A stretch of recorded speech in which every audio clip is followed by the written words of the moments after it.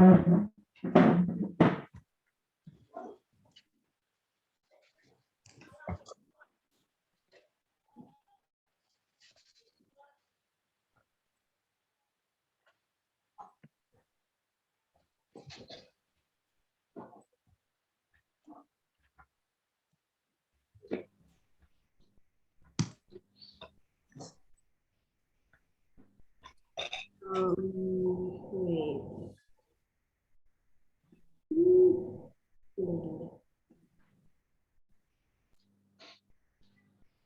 Well, good morning, everyone.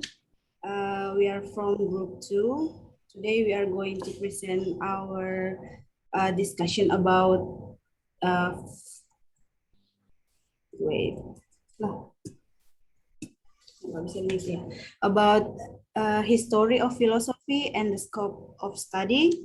So the first presenter will be Kak Amel.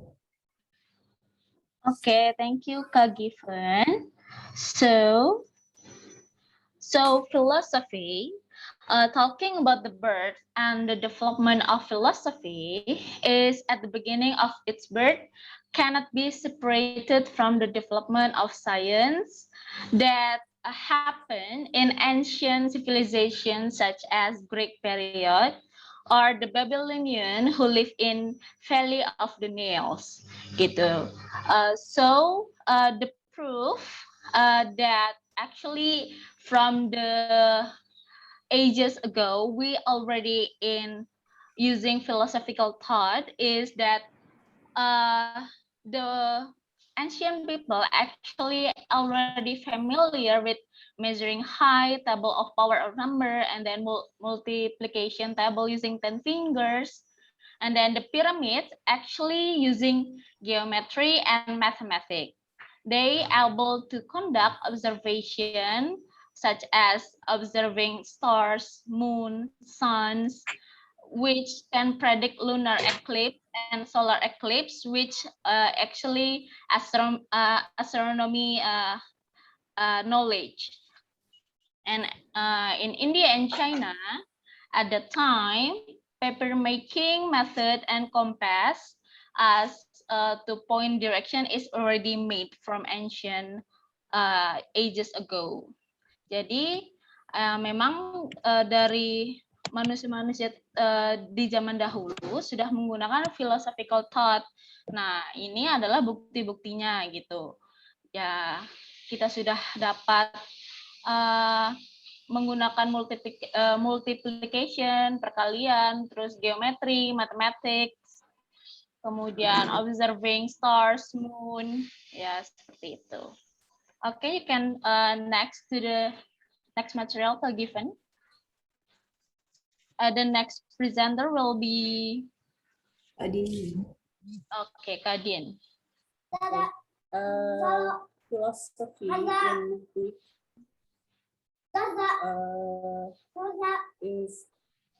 was used to be a mythocentris. It is a way of thinking using myths. So at that time, they don't use logic, alias mystic atau mystic, And then at logocentris, a way of thinking using logic. Philosophy came from Sophia and then it developed into philosophian. It is an ability to master the theory of knowledge systematically. Philosophia is conducted by philosophians, and philosophers are the actor of philosophian. List of philosophers and their discovery appears at this time. For example, like Thales, he conducted a geometry and mathematics, and then Hippos and Xenophanes, he conducted material theories, and then Hippocrates, medical, Euclid, geometry, education, Socrates, ethics, Plato, ideas, Aristotle's world, things, animals, and mindset. Yeah. That's all. Thank you.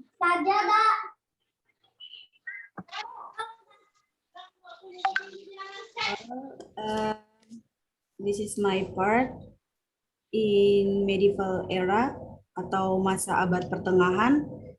Medieval era lasts from 5th century to 15th century and influenced by Christian belief. So this period was rise to prominence in the 5th century to 15th century, and the philosophy or thought in this era was influenced by Christian beliefs, which mean it was dominated by religion, and all problems were solved based on religion. So the pattern of philosophy is theocentric. Theocentric means a view that puts God as the highest substance or sources in all moral and ethical things for humans.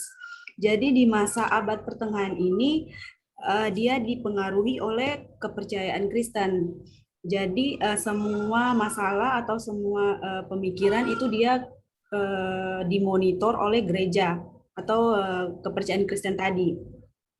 And medieval era was called Dark Age. Why medieval era was called Dark Age? Because at the time everything was tied to the church, activities, handwife, human talk, closely monitored by the church. And if someone thought didn't match or deal with church and dare to express such an opinion, he or she will be punished.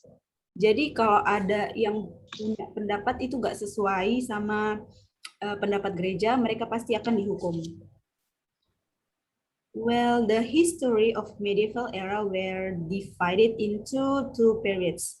The first period is patristic period. Okay.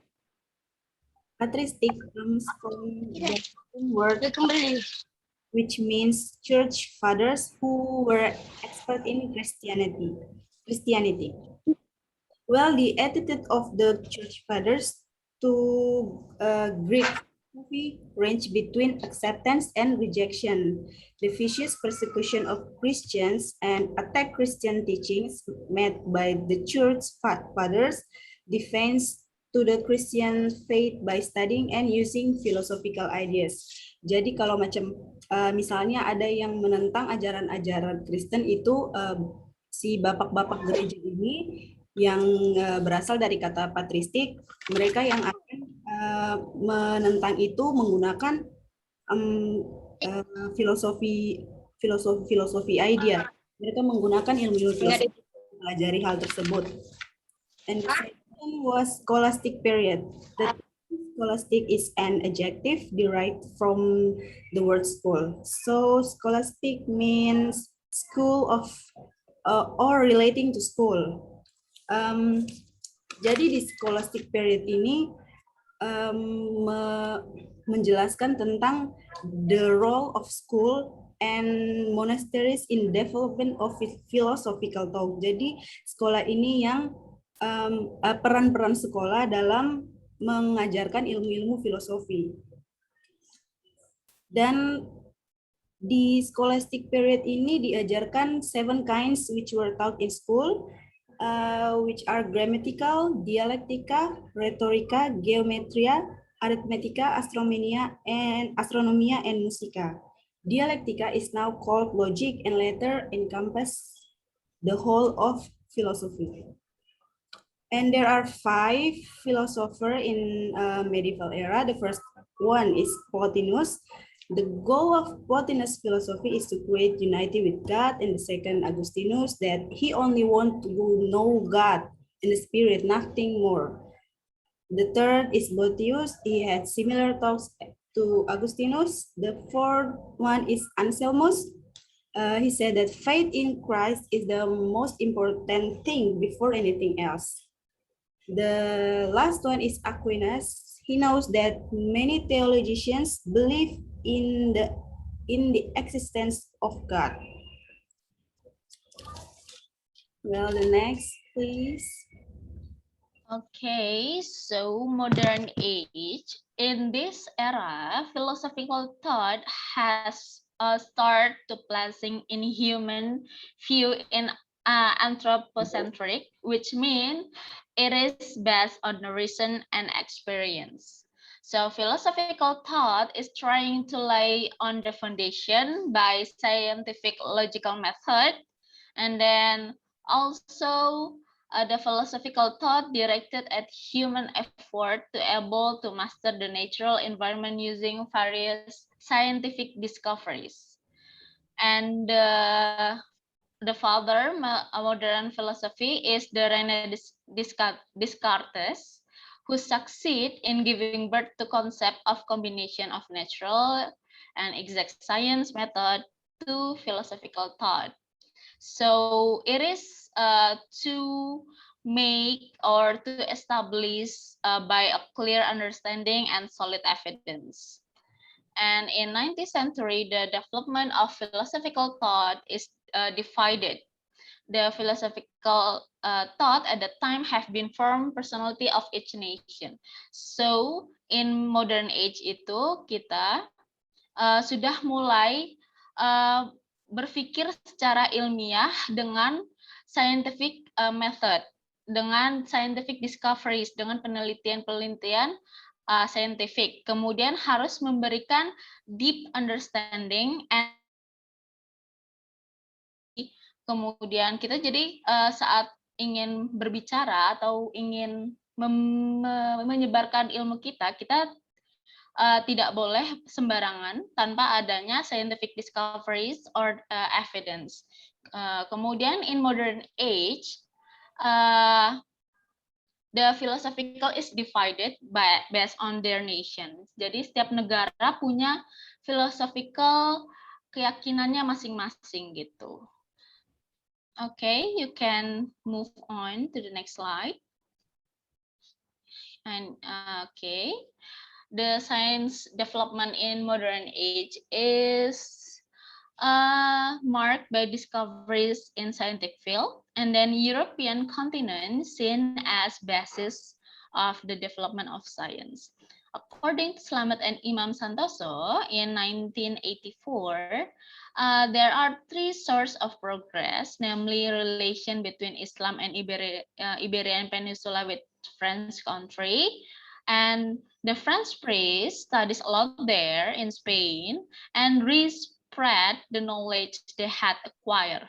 And then the second is a crusade, which has repeated 6 times, made European armies aware of the progress of Islamic countries. And then the third, the fall of Istanbul to Turkey in 1455, so that priests and scholars fled to Italy and other countries in European. And this occurrence is become pioneer of development science in Europe. It's mean that dari 3 peristiwa ini, dari peristiwa hubungan Islam dengan Iberian, kemudian priestnya spread the knowledge, menyebarluaskan pengetahuan-pengetahuan mereka yang telah mereka dalami, kemudian perang salib antara European dan Islamik, kemudian jatuhnya Istanbul ke Turki. Dari 3 kejadian ini yang menjadi foundation dari adanya science development in modern age gitu. Okay, thank you, Kak Given. You can move to the next slide. The next presenter will be Kadin. Yes. The next history is on the present century. It is also known as philosophy, 20th century or contemporary. The characteristics are human decentralization. It is focusing on language and social ethics. At the mid-end century, there were more philosophy coming, such as analytic philosophy, and social critics. Philosophy of analytic is the use of words or phrases to avoid misunderstandings.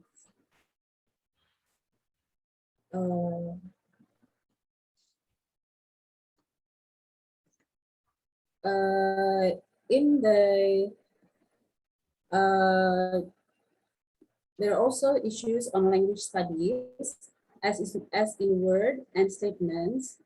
It occurs different expositions. Language is characterized as logocentrism, and logocentrism is really important in philosophy since it is not using myths anymore.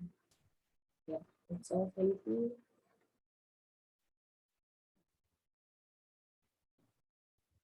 Next. Okay, we move to the scope of study. The first scope of study is ontology.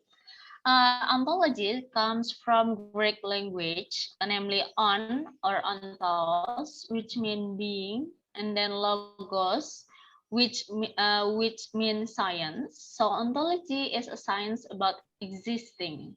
Ontology, according to the term, is a science that discusses the nature that exists or hakikat yang ada, which is ultimately reality both in the form of physical, concrete, and spiritual abstract. Ontology, according to Surya Sumantri in 1990, discuss what we want to know, how far we want to know, or in other words, it's study of theory of being. So the discussion of ontology first is the best science to seek to answer what. And then according to Aristotle, is a science of the essence of the thing, esensi benda. Kemudian philosophical study to determine the real nature of an object, to determine the meaning and then structure and then the principle of the object. Okay, you can move. Okay, thank you. Okay. Epistemology. Epistemology and philosophy science seems to be inseparable, since the connection of both ideas have been existing for centuries. Epistemology, whose role is justifying various knowledge, remains unquestionable. Has been a useful aid for investors or book thinkers to shape new scientific logic. So in here, it means that in studying epistemology, philosophy will always be the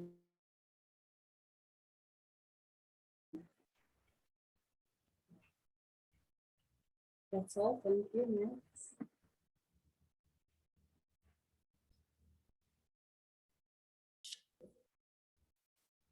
Well, next about axiology. Axiology comes from the Greek words. Action means value, and logos means theory, which means theory of value. According to Salam 1997. And Sumantri in 1996 states that axiology is a theory value related to the usefulness and knowledge gain. Jadi di aksiologi ini cabang filsafat ilmu yang mempertanyakan bagaimana manusia menggunakan ilmunya. Axiology is called the theory of values that pay attention to good and bad, right and wrong, as well as procedures and goals. Seperti yang tadi dijelaskan, aksiologi adalah teori yang memperhatikan baik buruknya atau salah benarnya sesuai dengan prosedur dan tujuan yang ada.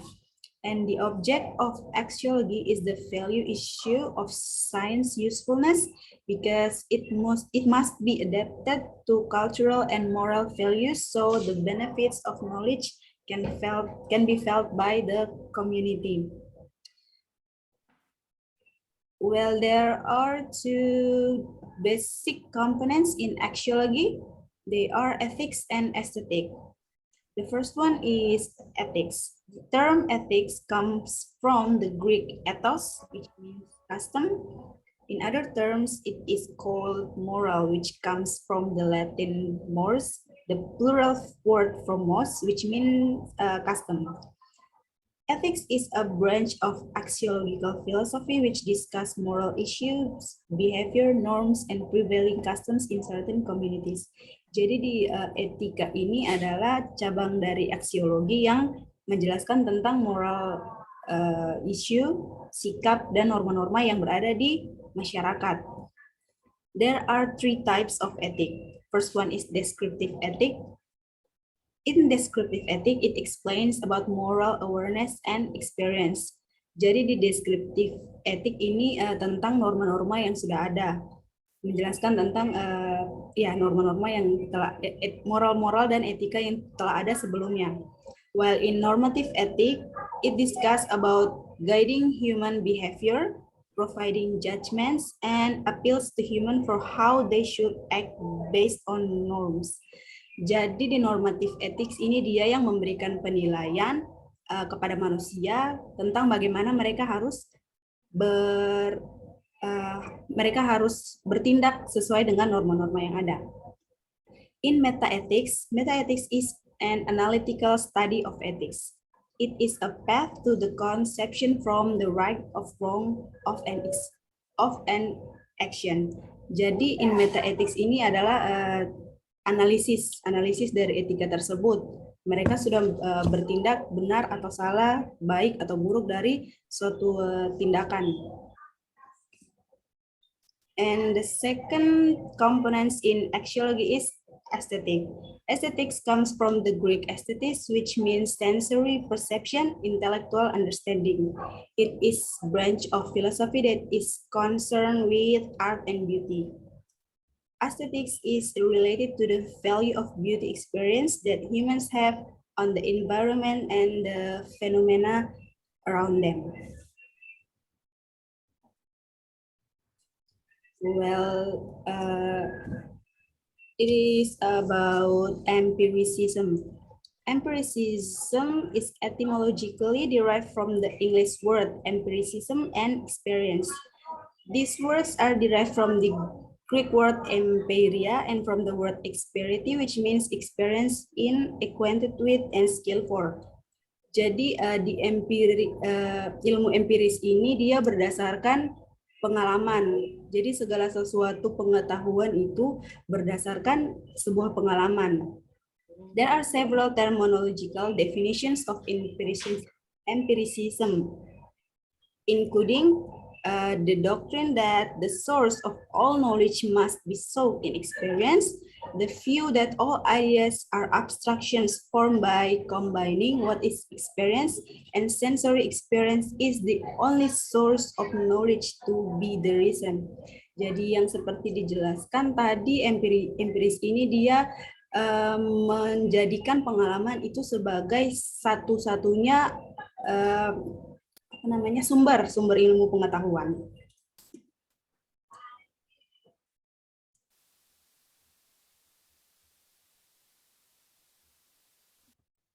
Well, the next presenter, please, about semantics.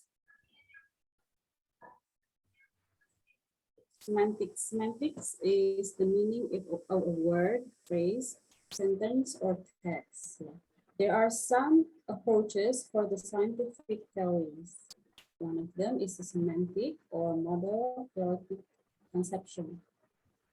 This approach is suited to the practice of idealization because it gives a way for discussing aspects of science that are independent and can use analytical language.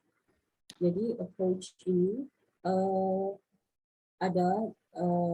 sangat cocok untuk berarti memberikan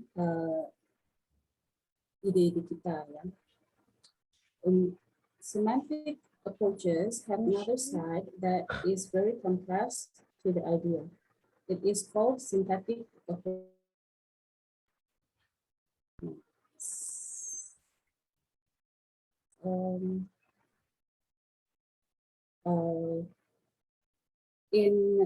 There's a lot of argument for at least 40 years that we discuss about the better approaches between these two. Jadi semantic and syntactics are related and they come together. That's all. Thank you. Well, thank you for your attention. That's all our presentation today. Questions and suggestion maybe?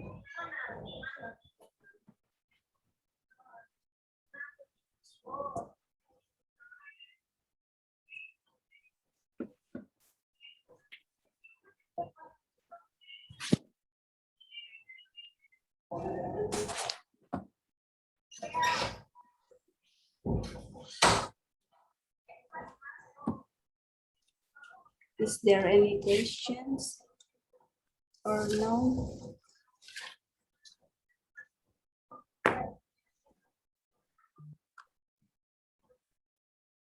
I think there is no questions.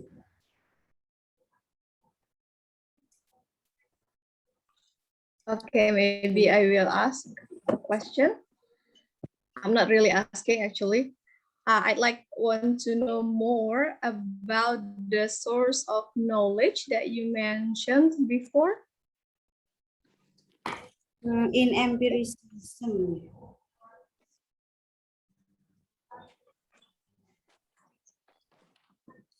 Yeah, empiricism. Okay, so this is what is it? The source of knowledge. So is this the only source of knowledge? Yes. Jadi maksudnya di empiris ini dia menjadikan pengalaman sebagai satu-satunya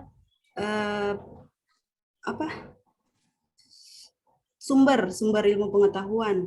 Misalnya if we trying to convince an empiricist that misalnya kita mencoba untuk meyakinkan seseorang tentang suatu hal dan mereka akan bertanya, mereka akan meminta show me that, atau pengalaman apa yang mendasari perkataan tersebut. Jadi mereka selalu menjadikan pengalaman-pengalaman itu sebagai sumber ilmu pengetahuan mereka. Jadi kalau misalnya tidak ada pengalaman, mereka tidak akan percaya tentang hal tersebut. Okay, so they should have the experience and they should experience it themselves. Yes. So they believe that it is true. Experience. Okay. Okay, thank you. Group 2. I think that's enough. I will stop share the screen.